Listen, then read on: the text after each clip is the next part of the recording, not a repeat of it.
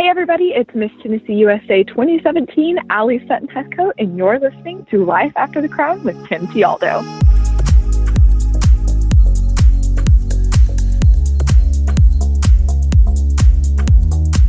Hey everybody, my name is Tim T. Aldo, and welcome to Season 2 of the Life After the Crown podcast. Now, if you haven't had a chance to listen to any of the previous episodes, I do encourage you to go back and listen because there are many valuable interviews that you will definitely gain some wisdom from.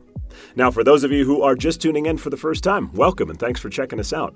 Each episode of Life After the Crown, I interview former pageant contestants, title holders, and women of influence who share advice and stories on how to help you succeed in the world of pageants, but more importantly, how you can flourish in the professional world once your pageant journey comes to an end. As always, I appreciate you taking the time to download this podcast. I do value your time, and I'm glad you're here listening. So let's get started.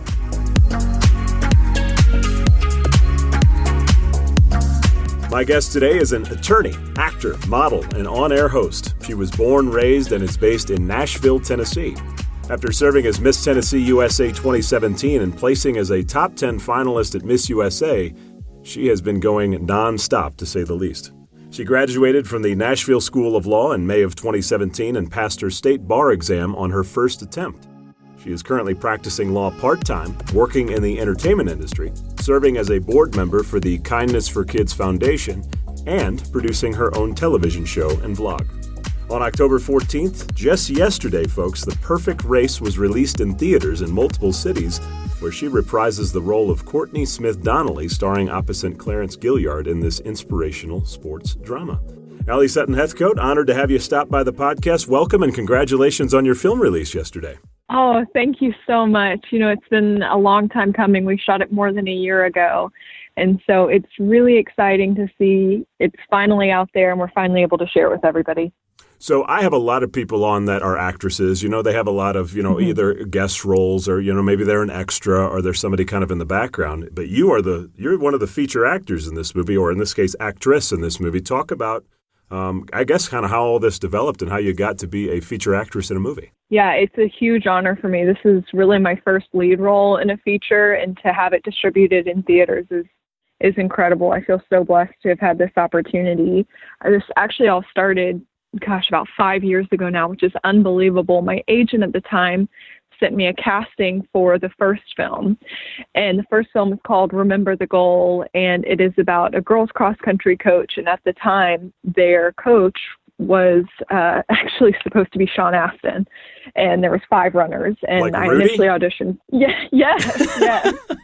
Which is, it's crazy. The director of the film was great friends with Patty Duke and had worked with her before and really wanted, Sean to play this part. And they were, discussing that with him. And I was auditioning for, one of his runners. And I auditioned for each and every one of the members of the cross-country team. I did, so many auditions. And I think after the 5th one, I thought, I don't think this is going to happen. And the director called me back and said, the other girls I'm looking at for these parts, they're really 14, 15, and 16. And I think that if I threw you in the mix, you would look too much older than them. But I want to do something that's a little offbeat. I want you to read for the part of the coach. He said, I have it in mind as a male coach, and we've been, discussing this with Sean Astin, but let's just go ahead and have you read it and let's see what happens. And so I did the audition and sent it off and didn't hear anything for, I think a week. And at that point, you know how it is. You think these things are just gone kind of down the ether and maybe you're not going to hear anything. And Dave came back and said, "Hey, I'd love for you to do this." He said, "It's totally not what I had in mind, but once I saw your audition, you were the character." And I was completely blown back by that. And obviously so thrilled. And so we started shooting that in, I think, the summer of 2014 or 2015. I feel like that's something I should know. But totally okay. It was a wonderful experience. It's, not often that you get to be the lead, and it's really even less often that you get to work with a predominantly all-female lead cast. So for me, that was something that was really exciting. And I was kind of the mother hen to all these younger girls who played the runners, and we had a great time. And I think that's really a testimony to the great crew that we had, because we were shooting outside every single day in Nashville in the summer, and it got up to 106 degrees that summer almost every single day. And we were out there from 7 a.m. to 7 p.m. As long as there was light, we were working. So it was definitely tough. I had 51% of the film's dialogue is what the director told me. So it was a lot of really hard work, but I had a wonderful time.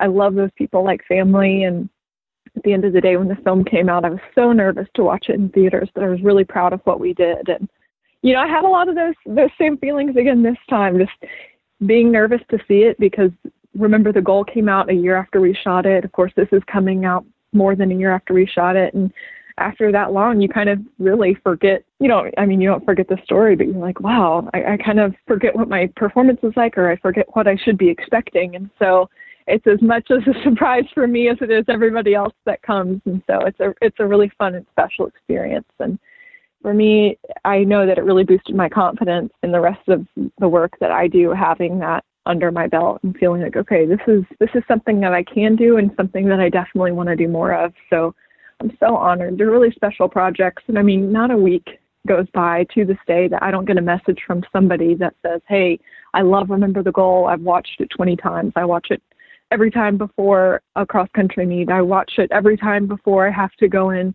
to one of my doctor's appointments. People have really found something in the film that they like and is inspirational to them. And I think that for me personally as an actor, if I can create content that makes, people want to do something better or makes them feel good or just help them be entertained and kind of taken out of whatever it is that they're going through for a little bit, then I'm really serving my purpose. So I'm thrilled to be doing it again. And we're actually going to be doing more films together in the future. So 2 more films slated for sometime in the next few years. So We're not stopping anytime soon. Congratulations. So Remember the Goal comes out, it sounds like 4 or 5 years ago. It's kind of an inspirational type movie. It's a very feel-good movie. And then you're saying that The Perfect Race that came out yesterday is the sequel to that movie. Right. It's a follow-up film. So there's only a couple cast members from the first film that are going to be in the second one. It features a lot of different players, and we transition from cross-country in the first film to track in the second one. So it's not something that's going to be exactly the same. People that love the first film, though, I think will like this one as well because, the message and the feeling are still there. So you're still going to get, hopefully, walking away with that really great feeling. But you're going to get to meet new and exciting characters that are experiencing different problems that they walk through throughout the film in this one. Now, I believe your name in the movie is Courtney. I guess to kind of explain to everybody, who is Courtney and what is really your role? Right. So Courtney Smith-Donnelly is the character that I play, and she, in the first film, is a young woman who's just graduated college and is taking on the role of a cross-country coach at a small, private, all-girls Christian school. And the trouble that she walks through herself is she's running into a lot of tension with parents who are questioning her kind of unconventional training methods for cross country. They've had a coach there for years and years that they love, who has done the same training regimen year in and year out and gotten great results. And she's kind of coming in and shaking it up and gets a lot of friction with the parents. She also serves as a mentor to the girls, somebody that they can come to. And I think we all have people like that in our lives, people that we can remember throughout, our years in school or early on in our careers, somebody that we could go to and talk to and seek advice from. And so she's there for the girls. And in the second film, she's actually moved on to coaching collegiate track. And it comes with a whole new set of problems and coworkers and relationship issues that were really fun and exciting to walk through. And in this film, I got to work opposite Clarence Gilyard, which was an incredible experience. For those people that are listening that don't know, Clarence was in Walker, Texas Ranger, working opposite Chuck Norris. He was in Top Gun. He was in Matlock. Yeah. So, Yes. I forget his call sign in Top Gun, but I do remember who he is. Yes, he's just such a wonderful, wonderful man. Anytime you're working on a project and you're working with a name or a celebrity that's bigger than you, that's going to be nerve-wracking. And I know I was nervous before he came on set, just not knowing what to expect, right? You don't know who this person is and what their on-set etiquette or behavior is going to be like. And they really set the tone. The biggest name always really does have the responsibility of setting the tone. And we couldn't have gotten luckier with Clarence. He's so gracious. He's so patient. He's so giving, and just was such a pleasure to work with. And his performance in this was incredible. And I just feel lucky that I got to sit in the room with him, that to be able to work scenes with him and have him give me advice and, you know, rehearse with me was just, it was incredible. And I'm so, so grateful for that experience. And I know that everybody's going to love seeing him now on film, because a lot of the work that he does now is teaching or theater. And so I think that there's a lot of his fans that are going to be really excited to see him in film again. Well, that's cool that you got to work with him and have that experience, because I've heard both sides of the envelope, and I know a lot of people in Hollywood have had people who pretty much act exactly the opposite and make it hell for them. So I'm glad you got that experience. Oh, yeah. And the thing is like I said earlier, our crew and our cast, it's like a family. There's a really great dynamic on our set, and anytime somebody else is coming in the mix, it can totally change the experience. And I've had that experience before working with different celebrities where you leave the day and you feel, you know, you don't feel great. And I'm so grateful to Clarence. And, you know, working with somebody like that shows you how you want to be. Because the goal, obviously, right, is to get to be that person, get to be the person that comes in that, you know, sets an example for younger actors to show them, you know, how to be gracious and humble and giving and make everybody feel comfortable and at ease. And that's how you leave a legacy. And so I was really grateful to get to watch him and to work alongside him. Now, movies aren't all you're doing. I understand that you appeared on an episode of The Vampire Diaries. Tell us about that. Yes, I did. So I was actually in college when I was on The Vampire Diaries.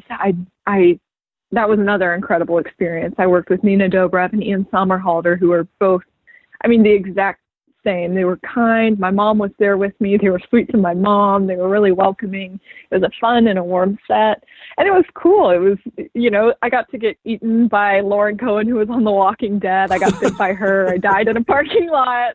My grandmother hated it. She was like, oh, don't do anything like that again. I don't want to watch that. It was just too violent, but I had a great time. It's a really good show. I started watching it before I auditioned and was totally hooked. And it was fun because that show has a really, really big, loyal fan base. So getting to go on that was really exciting for me. And it's been years, but the fun thing about shows like that, you know, I still get checks in the mail all the time from Vampire Diaries. I'm like, it's the gift that keeps on giving. Hey, so I did any check in the mail's a good check. Oh, yeah, mailbox money is the best kind of money.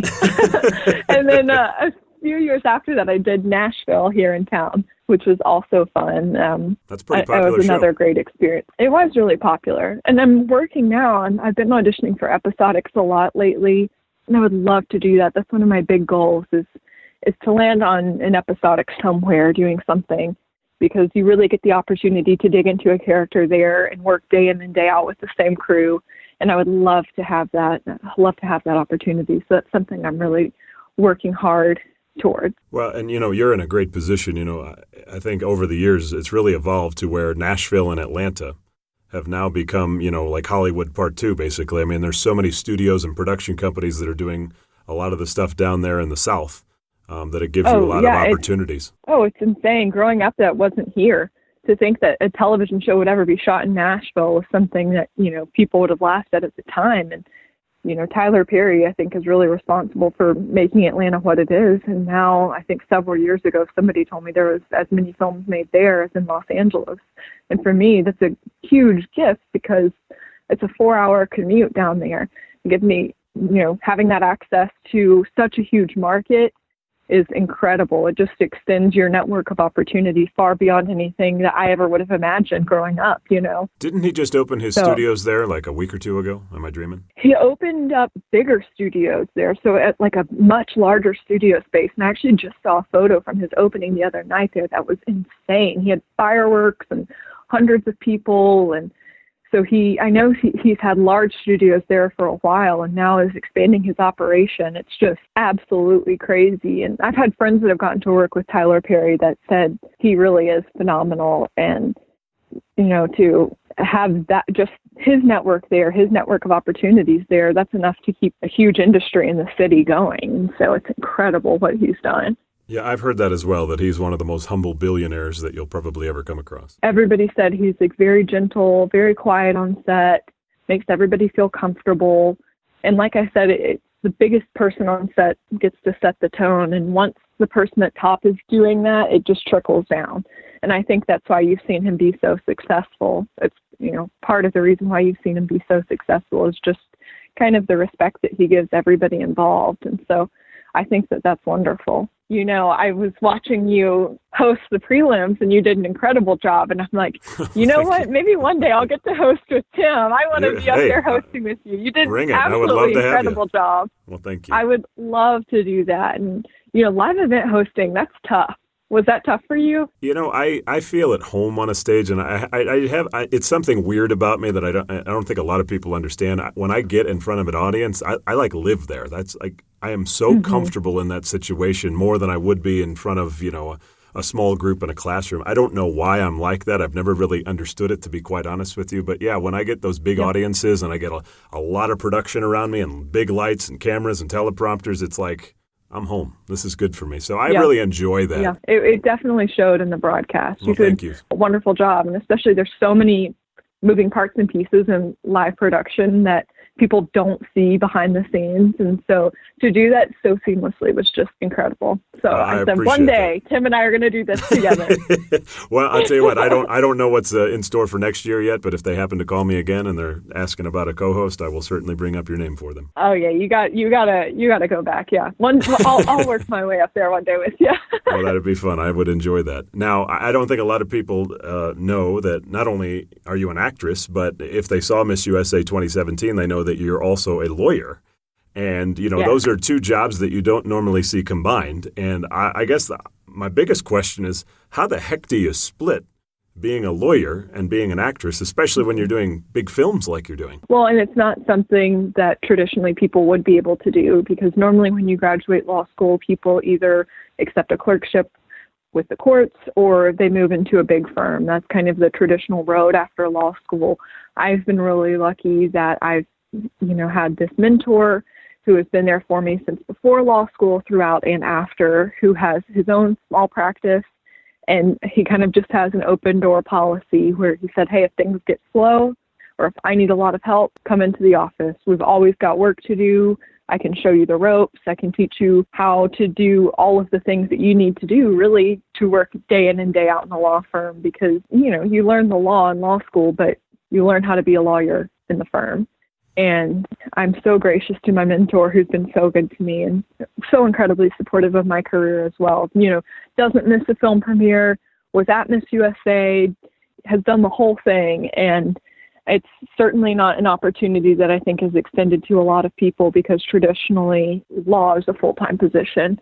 And it's been fun for me to even watch Chesley this year negotiate the balance, because it's certainly not easy, but I know that she's still is going to be involved in the legal field, and she's doing hosting and she's Miss USA. And so it's fun to see other girls that are out there doing it as well. And I think it's nice. For me, I love the work that I do with the firm. It's really rewarding.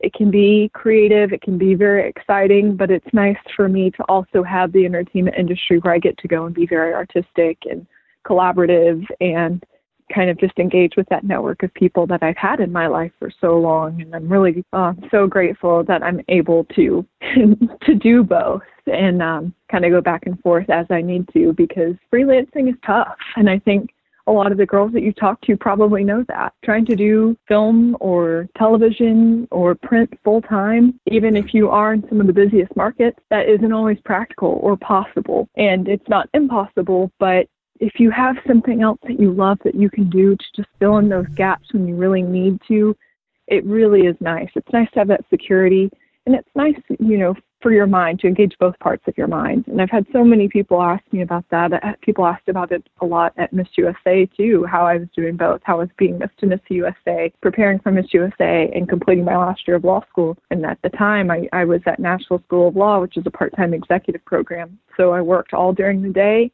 and I went to school for 4 hours at night. And I think that I'm one of those people that just likes to be going constantly. I really need to have my mind engaged. I need to be busy. I need to have a goal that I'm working toward. And I've always been like that. And I loved that. It was a challenge for me to do that when I was in school and preparing for Miss USA. And, in a lot of ways, nothing has changed. I'm still doing it. I'm still pursuing film opportunities and trying to advance my legal career. I've been doing a lot of really great CLEs lately. And I want it all. And I don't feel like, you should have to choose. I think especially, you talk to so many women that do so many things. They don't have to just be just a model or just an attorney or just a nurse or, you really can have it all. And I think that when you start to believe that, you'll find a way for it to work. Well, and I think you're finding that more and more these days where one career isn't necessarily always the right route. I mean, it is nice to focus all of your time and energy into one thing and really becoming good at that. But, you're a good example. I'm a good example. Chesley's a good example of people who, they have multiple talents and they're figuring out, well, how can I do both? And, maybe make a little extra money doing both rather than just saying, I have a 9 to 5, I go to that, I come home, and that's my job. I think people, they're more open to thinking, maybe I can do some fun stuff on the weekends and still, if it be the case, manage a family, et cetera. Right. And I think now more than ever, we're seeing such a rise in entrepreneurship that people are having their own business and they're getting to set their own schedules and decide what it is that they do. And they're getting to honor all of the parts of them and that need to be fulfilled or that they want to express or that they want to explore. And I love seeing that. And I hope that I can be an example, or people like Chesley can be an example to people coming up behind us, that you can do it all. Because I've had so many people tell me, well, if you want to pass the bar, you're going to have to stop working. If you want to graduate law school, you can't do Miss Tennessee USA. If you want to do Miss USA, you need to quit law school. And I think it's so easy to give in and listen to the people that tell you you can't do something. But I want to be one of the people that other people can look at and say, if she did it, so can I. Because it's just a lie. You can. And with the right attitude and dedication, it's completely possible. Yeah, and when you're hearing from people like that, they're speaking about what they believe their limitation is, not yours. And I think you kind of got to just take that with a grain of salt and move on. In terms of law, I was at Miss USA when you made the top 10 and they played your excerpt video, and I do remember you talking about an area of law that was very interesting to you, which was working on income equality in the entertainment industry for women. Is that where you kind of concentrate your practice, or are you in other areas? Right now I'm working in business litigation, and that is because the mentor that has been with me from the beginning, that's the area of concentration of his firm. I have reached out to entertainment lawyers in the last few months because that's still something that I'm passionate about and still something that I want to have a hand in seeing realized. And so that's one of my big goals for the next few years, is getting my feet wet with entertainment law. And occasionally in our firm, we get to do that. And even on my own, I have opportunities with friends of mine that approach me and say, hey, here's the deal that I've been offered. What do you think? Here's this contract. Can you look at it? Can I ask for more? And being able to help in a small way has been really great. And I feel like, I've honored that and been true to that in the way that I can, but I definitely am still interested in doing that on a smaller scale, because I think that the conversation about income inequality isn't done because it's not something that's been realized. And I know for me personally, it's been great to feel like I have the power of my legal education and the power of being an attorney behind me, because every time I come to the table, I have the confidence to know that I can get what's right for me and the people around me. And that's been wonderful. And so I'm hoping that some of the lawyers I've been speaking to recently will really be an asset to me in moving forward and pursuing that goal. Now, entertainment lawyers, I probably know 4 or 5 of them, and most of them tend to moonlight as agents. Is that something you're interested in as well? I've thought about that down the road. My talent agent actually is an attorney as well. And it's really cool for me to have that experience with him, because he's making great strides for income inequality. He always negotiates for talent to be paid more and for his male and female talent to get the same rate. And that's something that's really awesome. And watching him work has definitely inspired me. And I think that, at some point in the future, maybe. I never say no. I never say no that I wouldn't do it, because I think that it's something that would be really interesting. And who knows with me, like I said, I always want to be learning. I always want to be evolving. I always want to be doing more. So I can definitely see myself doing that in the future. And some of the attorneys that I've spoken to recently that work in entertainment law are also agents or managers or, have been in the camps of some of these huge celebrities. One in particular has a lot of A-listers in Hollywood. They've been in their camps for years and years and years, and they become part of the team. And so it is definitely something that interests me. So stay tuned. We'll see. Well, let's talk about your pageant journey. Obviously, most of the people who know you saw you at Miss USA in 2017. But let's kind of go back a little bit, talk about how you got into it. Did you always compete in Tennessee and just kind of what motivated you to do it? No. So Miss USA 2017 was my first pageant. I had always wanted to do it. When I was, I think, 14, I signed up for Miss Tennessee Teen USA and then chickened out last minute. And it was something that I always wanted to do because I knew a lot of women that were Miss Tennessee USA. They were always people I looked up to, not only because they were beautiful, but because they were these really successful, powerful, confident women. And I wanted to be like them. And for them, they always spoke about how the experience really kind of instilled that confidence in them and how much it helped them in their career and how they used it as a springboard. And I was interested in it from, the time I was 5. Tawanda is a friend of mine who was, Miss Tennessee USA 1997 and visited my kindergarten class for her Road to Miss USA video. And I think that since then, I always had it in my mind. It was something that I wanted to do. And I just was always too scared. And I think I let a lot of things that people said to me make me feel like it was something that couldn't happen for me. And that's maybe why I'm so passionate about being a voice or an example for people who experience that, because I had people tell me, oh, well, you're too short. You can't do it. You're too fat. You can't do it. You don't look like a runway model. You can't do it. And I let people tell me that for so long that I started believing it. And then the year that I signed up for Miss Tennessee USA, I made a New Year's resolution that I would no longer make fear-based decisions. And year after year, I'd let fear tell me that I couldn't be there. And I said, it's enough. This is my last year of eligibility. I'm not letting fear tell me that I can't be there. I signed up in January for the pageant in October, and I worked every single day to prepare for the pageant. And I walked in and I felt truly like I've done everything that I can do. And now I just have to be here, enjoy the experience, and leave everything I can out there. And I ended up winning, which was incredible. And then I was so lucky to be, a Greenwood title holder because Kim is so very organized, so very generous, and has just orchestrated a gigantic team of the best sponsors, truly, that our region has to offer. And I prepared every single day for Miss USA. Every single day we worked on something. And I had the same feeling when I got to Miss USA. I thought, everything that I could possibly do, I have done. I'm prepared for every single day that I'm here. I'm prepared for the competition. I'm laser focused on this. And I had a wonderful time. I mean, it was an incredible year. Miss USA was an incredible experience. And I really do think that if I had to do it all over again, I would. And I would do, there isn't anything I can say I would go back and do differently.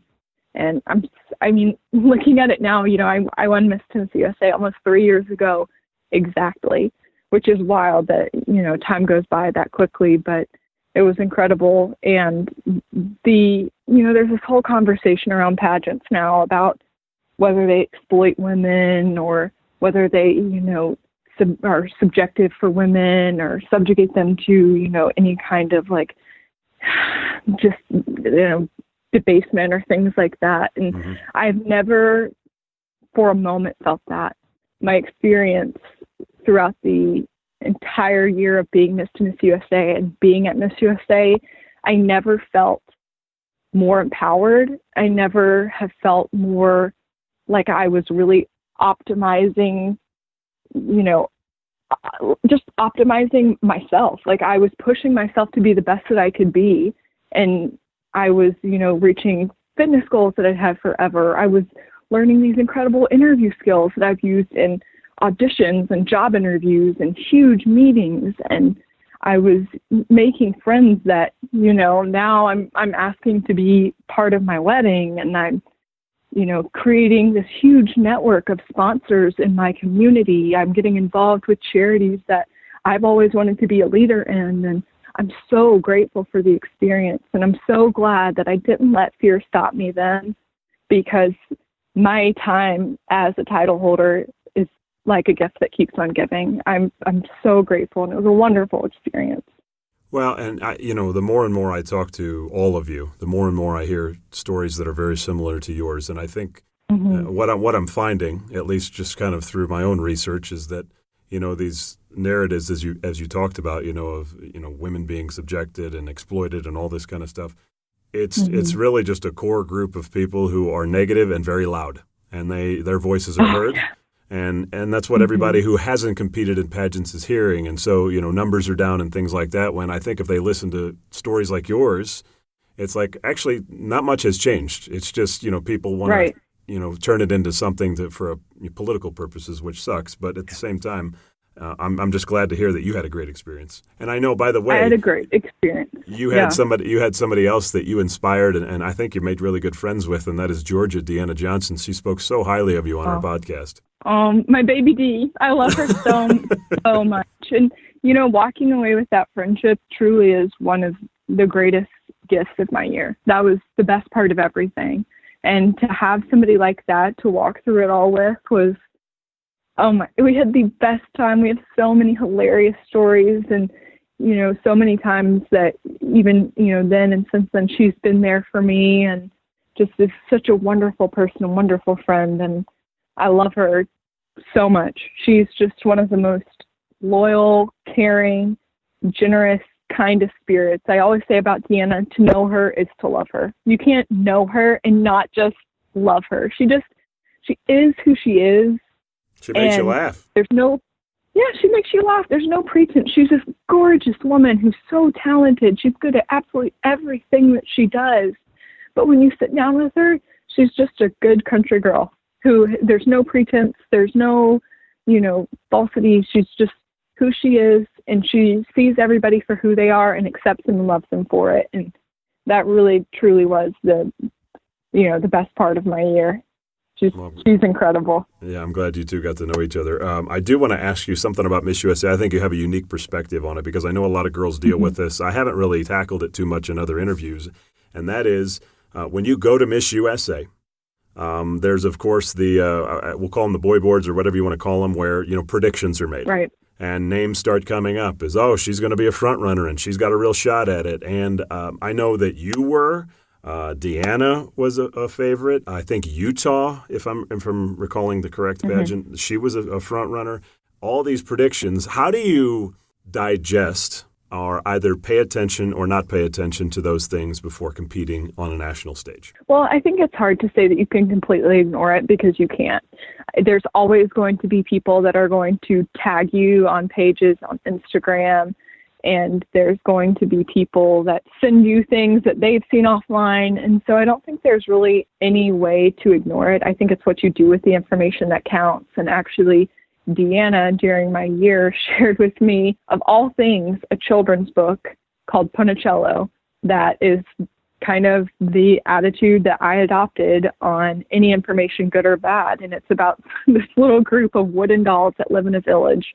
And if they see a doll that they think is beautiful and good, they stick gold stars on it. And if they see a doll that's bad, they stick black dots on it. And the beautiful people have all the wonderful things that society can offer them, and the others are just kind of outcast. And one day, Ponicello, who has only black dots, sees another doll that doesn't have any at all, and said, how did this happen? How did you go without getting a star or a dot? And she said, every day when people stick something on me, no matter what it is, I go up to our maker's house and he takes them all off, and he says that I'm good just how I am. And I think that that's what you have to do. I mean, you have to ignore the good and the bad, and you have to just focus on you and say, I'm enough. I'm doing everything I can. I'm doing this to the best of my ability, and that's all that matters. At the end of the day, if I can walk away and say, I did my best, I gave it my all, and I worked hard, what anybody says about me isn't going to affect how I feel about myself. And that can be hard to do, because you know, I love the pageant community because they are so supportive, but they really do have a way of making all of their opinions very pervasive in comment sections and posts and boards and Facebook groups and articles and everything. But I think you just have to hold on to the people around you and be sure of yourself and make sure that the only opinion that counts is yours. The funny thing about those people that post those comments, you know, some of the most vocal people, I'll see them at these shows. And the funny thing is, you see them in the lobby, you walk up to them, they are as quiet as can be. Once they're behind a keyboard, total different story. And it's like they love to just spout off. And what you just said, I've always felt like is probably the most needed phrase in the pageant industry, and that is "you are enough." I mean, for everybody listening, I just said it this past weekend in Alabama. I'll say it again this weekend in Louisiana. It's that fact that, you know, it's one thing to get constructive criticism, maybe from like your pageant director. Hey, we need to do these things before Miss USA. It's another to just say, she's ugly, she doesn't belong, next, you know, move on. Those are the hurtful comments that I've seen hurt girls that literally do go to nationals, and the week before they are just a train wreck because somebody absolutely smoked them online and just tore them apart, and they're just feeling it. Well, and the thing is that the only power that those words have are the power that you assign them. Because, you know, Deshauna was there our year, and she was talking about how somebody posted about her and said, is DC even showing up at the pageant? I don't know. She's not going to win. She has too skinny of ankles. And that didn't stop her. I'm like, guess what? She ended up winning. And it doesn't matter if somebody online thinks that you're, you know, too short, too fat, your ankles are skinny, that you're not facially beautiful enough.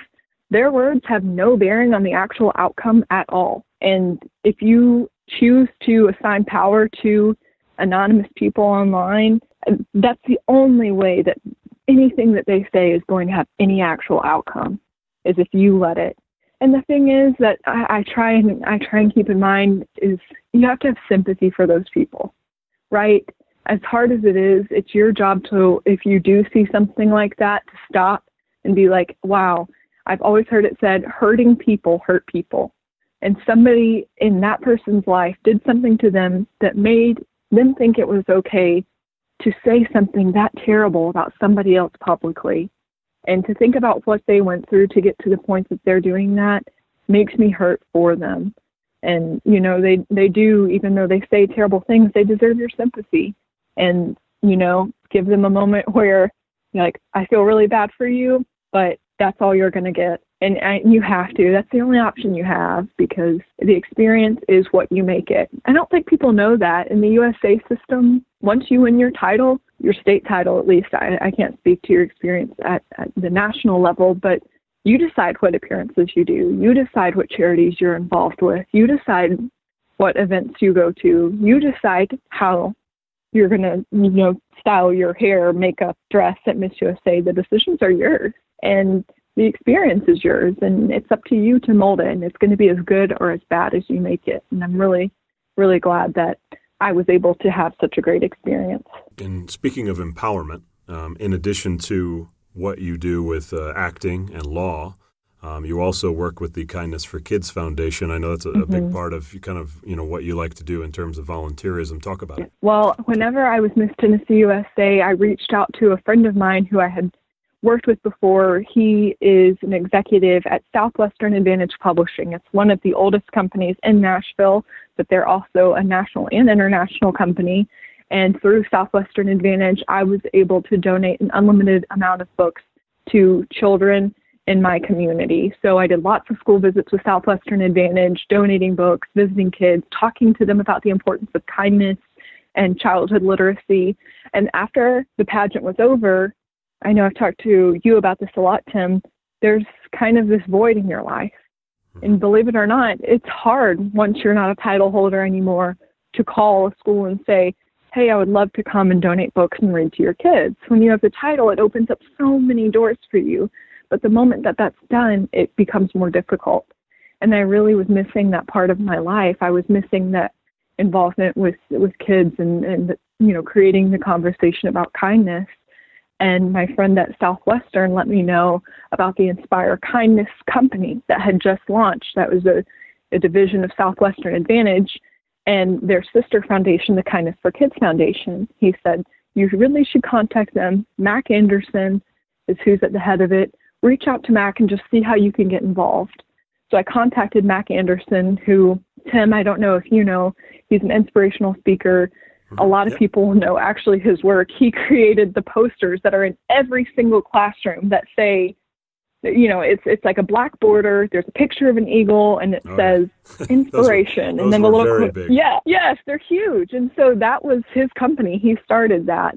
And, you know, he's just a wonderful person. He is an alumna with Southwestern Advantage, and now I started this company. And I reached out to Mac, and he was so kind. He listened to my story, listened how I wanted to be involved, and offered me a position on the board of the Kindness for Kids Foundation. The Kindness for Kids Foundation is essentially a servant of Southwestern Advantage and an arm of Inspire Kindness. And what we do specifically is we have created and are distributing kindness curriculum to thousands of schools. And so we work with different people like Kindness Rocks, Megan Murphy, and bring them in to help us develop this curriculum that then we can implement in schools. We send workbooks that talk about, you know, how to spot somebody who maybe is the victim of bullying, or ways that you can be kind to your neighbor, why kindness is important, things like that. And that's the very first step of the Kindness for Kids Foundation. We started a year ago, and spreading this curriculum and seeing schools get it and be so thrilled to have it and say what a gift it's been to their class, and just how it's changed the culture of their school and is helping to eliminate bullying in a lot of these schools, for me is huge, because that's something that I'm so passionate about. And I'm so grateful that they extended me the opportunity to be on the board, and, you know, getting to be that involved and hearing all the stories and working directly with the people that are developing the curriculum and having incredible foundations like Kindness Rocks is such a dream for me. And it's nice that that part of my life didn't have to be over just because my year as a title holder was. Can I clone you? Oh my God. I wish you would, because then I could be doing more. That would be great. If I could have a clone, I could have somebody, you know, in the law office for me, and another one doing my workout, and somebody else out on set. That would be that would be great. Well, I just love to hear all that you're doing. And the funny thing is, if that's not all enough, you have a YouTube channel. You do a show called Alleyways that you produce, by the way, which is crazy. Yeah. And then you also do, from what it appears, are travel vlogs. So kind of just talk about your YouTube channel, all the things that you're doing on there. Yeah. Well, that's another thing. I know that, Tim, you and I have spent time talking about, once the pageant journey ends, a lot of times girls are at a loss for what to do, because you've spent searching so much time. Right. You're searching for what's next, and you've spent so much time in the pursuit of a dream that is now over. And when that happened for me, I had a difficult time transitioning, because I had invested so much time into the title, and I was looking for ways to, you know, fill the gap for, you know, community service that I was doing. And I got to do that for Kindness for Kids. And then I got back into work, and I threw myself into the bar. And then one thing that was so interesting was, after my year was done, I had all these people now following me on social media who had been so supportive and so interested in what I was doing. And I no longer had title holder content to share with them. And so I thought, well, what do people want? What are these people that are following me? I want to give them value when they come to my social media channels. So what is it that I can do to keep this audience that I have engaged? Because having a following and having an audience is like currency now. And I realized I was getting a lot of questions about, hey, how did you style your hair for Miss USA? How did you do your makeup? What was your workout routine? Where do you shop? What's your diet like? What, you know, just all these different kinds of questions. And I saw that as an opportunity to give valuable content and keep my audience engaged, rather than ending my year and transitioning back into regularly scheduled programming and that audience kind of, you know, unfollowing and shifting away.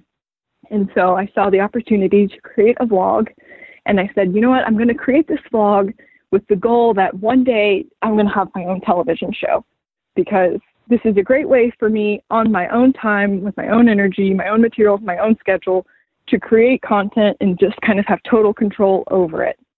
So I started creating videos to answer the questions I was getting in my inbox from my friends that I had met online and now were followers, and throwing those videos up, and got really great response to a lot of the videos. And, of course, on any channel, I put up like a chicken pot pie video that's got 65 views. But I look back and I'm like, you know what? I'm leaving the chicken pot pie up there. I think I saw one today that was like a buffalo chicken dip or something like that. The buffalo chicken dip doesn't have many views, but you know what? I'm going to leave it up there. It's got mine. Yeah, well, good. I'm glad. It's a good recipe. It really is, and fall's the perfect time for it. But I thought, I'm gonna try and do a little bit of everything. I'm gonna make this lifestyle, because you never know what your audience is gonna latch onto.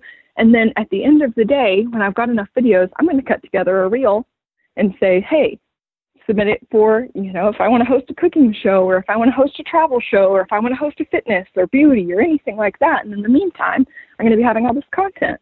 So about a year after I had started the vlog, I got a call from actually somebody who had seen Remember the Goal, who owned a television station here in the Southeast from Atlanta up to Chattanooga. He's got 500,000 homes in his market. And he said, look, I've been watching your vlog. I love what you're doing. We've got a time slot on my network.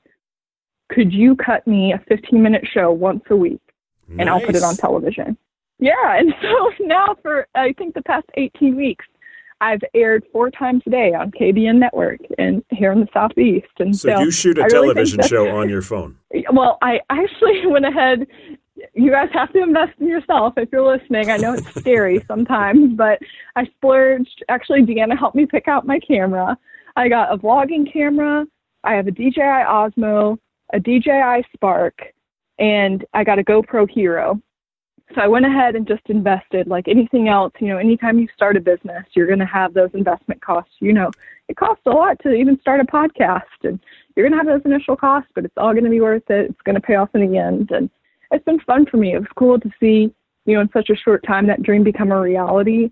But now for me, it's nice that I have the vlog, because I don't have to wait for the phone to ring from my agent for me to be doing something creative. Because like we said earlier, freelancing can be tough, and you really do have to count on your team to make it happen, and you put the work in. But your agent, your manager, your agency, those are the people that are going to be out there doing the submissions, and you're not guaranteed that you're going to get something every week. You're not even guaranteed you're going to get something every month. And that's the way it is. And so for me to have the opportunity to be essentially hosting and editing and shooting gives me control over kind of the creativity that I want to express and I want to engage in every single week. And it's so nice for me, because I love doing that. And it's also taught me a lot, right? Because film and television is so collaborative. There's lighting and audio and camera and wardrobe and hair and makeup, and I'm having to do it all myself, and it's given me an entirely new appreciation for all the people that I get to work with. So it hasn't been easy. It still isn't easy. It's a lot of work, but I've gotten great response from KBN, and my vlog is growing. I'm really proud. We're almost to 1,000 subscribers, which I'm sure that's not a lot to some people, but when you start at 0 and chicken pot pie is only getting so many views, you get pretty excited when you're inching towards 1,000, which is, the monetization mark. So I'm loving doing that. I'm inspired. I got to be honest. Good. And also, I believe you're engaged. I am, yes. So I got engaged on me and my fiance's 3-year anniversary, June 26th.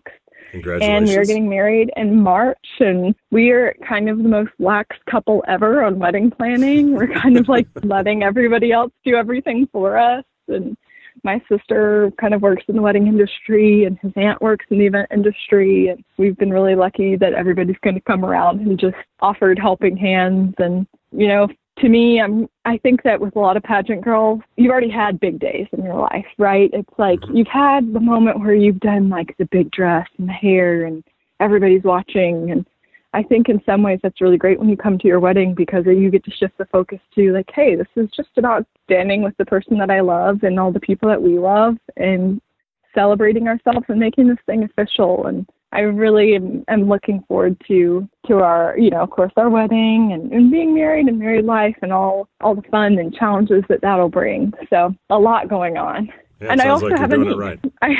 Yes, I have a brand new niece also. Oh, congratulations. Yes, thank you. A 6-day-old niece, Evangeline, who is just sweet and precious. It's my first niece, my parents' first grandchild. So everything, you know how life is. Everything's always happening all at once. So I'm just so, I know I've said it 100 million times today, but I really do always try and practice gratitude. Hey, gratitude's I'm so important. You for got to do everything it. going on. You got to do it. It's a good example you're setting. So thank you for that. All right. So now that we've figured out that there's pretty much nothing you haven't done, which, by the way, congratulations on that. Gosh. It's time for my Allee Sutton Get to Know You questions. So 10 questions. Just totally have some fun with these. They are just meant for people to get to know you in a totally different way. Are you ready? I'm ready. All right. Number 1. I think I know the answer to this based on our conversation. Are you a morning or a night person? A morning person. Big time. I figured as much. Yeah. Number 2. What's your favorite hobby? Ooh, travel. I want to go everywhere. I've got a whole list of everywhere I want to go, and that is my absolute favorite. Which place is next? Next, I want to do it's called Mickey's Not So Scary Halloween. It's basically Halloween in Disney World. That's what I'm dying to do, and so that's what I want to do next. And I also would love, I've never been to Europe, and so I would love to hit anywhere in Europe, but my little sister and I keep talking, and actually Deanna and Chavi and I keep talking about doing a trip to, like, Greece. So maybe Greece, too. There you go. Number 3, what's the one thing that annoys you the most? Rude people. Weird? Rude. Oh, rude people. Rude people. Hateful people. Sorry. Rude people. Yep. No, weird people, they're fine. They can hang. Number 4, what's the strangest thing that you think you've ever eaten? Well, and whenever I've been traveling, I have eaten a lot of strange things. Probably frog's legs. Frog's legs, that's probably the strangest thing I've ever eaten. Okay. Number 5, what's one of your weird quirks? What are my weird quirks? Man, I feel like we need to ask some of the people around me. What's something? I floss a lot. I floss sometimes like 3 times a day. Maybe that's weird. I don't know. It might be weird, but it's not a bad thing. Yeah, I can't. Okay, good. I'm glad, because sometimes I'm like, I don't know that this is normal, but I can't stand to, like, leave my house or go to bed without flossing. And I also am really into the floss that I get. Like, there's only certain kinds of floss that you can use. You're a floss snob. Maybe that's my quirk. Yes, I definitely am a floss snob. Yes. Number 6, describe yourself in 3 words. Driven, impatient, and I really, really hope kind. Number 7, if you could trade lives with anyone for a day, who would it be and why? Ooh, can they be dead? Yeah. Not that I want to be dead, but I would love to have traded lives with Grace Kelly, because I have such an interest and fascination in the old studio system, and then also her life as Princess of Monaco and her involvement with the Red Cross. And I think that she just did so much and was so interesting to me. And I know I've spoken a lot about her publicly, but I would love to have traded, lives with her for a day and work with Hitchcock and Jimmy Stewart or Cary Grant or any of those people. Grace Kelly. Okay. Number 8, I think you kind of talked a little bit about it during our conversation, but what is your dream job? All of it. All of it. That's all I know to say, because I have so many things that I want to do and I would love to do, and I don't want to rule anything out. I would love to do episodic television. I'd love to also at the same time be an entertainment attorney that had my own practice and was representing my own clients. And I always want to and have to have involvement with a charity that I'm passionate about, whether that is continuing as a board member for, Kindness for Kids, or starting my own organization that kind of serves as an amalgamation for all of my crazy areas of interest. That's something I always want to do. So, Number 9, what's the first thing that you do when you get up in the morning? First thing I do when I get up in the morning is I unplug my phone. I have my phone on my charger, and now that I'm thinking about it, I just unplug my phone, and it's a habit that I want to break. I check my notifications, which I think is really bad. I don't think that's the best way to start I think it's pretty today. common, though. Yeah, next time we talk, I want to be like, oh, I meditate. But let's be real, I'm unplugging my phone and checking it maybe. Okay, well, I'll hold you to that then. Meditation needs to step up. Number 10. Exactly. What is your favorite movie quote? Favorite movie quote? Gosh, I love film so much. I mean, it doesn't get much more classic than something like Casablanca, right? Like, we'll always have Paris. Let's do that. That's okay. Very good. Well, you're off the hook. Nice job. Those were actually that was really interesting. Well, good. I'm glad. Tim, thank you so much. This was so nice. And I really enjoyed chatting. I always enjoy chatting with you, but it's just nice to get it out for everybody else so they can hear how talented and how much of a hard worker you are. Well, thank you. And I appreciate you taking the time to shine a light on women and the incredible things that they're doing. And what you do is so important, and I know that I speak for all of us in the pageant community when I say we appreciate it so much. Well, you're very welcome, and thanks for coming on today. It's great to talk. Good to talk to you. Thanks for listening to today's episode, everybody, and to Allee Sutton-Heathcoat for her time. Now, if you want to follow Allee's journey on social media, you can check her out on Instagram at Allee Sutton, or you can check out her YouTube channel that we talked about. Hope you enjoyed the podcast. If you wouldn't mind, please subscribe. You can do so on Spotify, iTunes, the podcast app, Google Play, and YouTube, or just go to lifeafterthecrown.com. And for weekly podcast updates, just follow me on Instagram at Tim Tialdo. Until next time, remember the words of 1 John 3:6. Anyone who continues to live in him will not sin, but anyone who keeps on sinning does not know him or understand who he is. Have a great week, everybody.